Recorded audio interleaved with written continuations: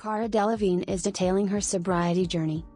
6 months after paparazzi photos of the model at Los Angeles Van Nuys Airport sparked concern among fans, the model, 30, shared that she's sober and that she'd checked herself into rehab late last year. "I hadn't slept.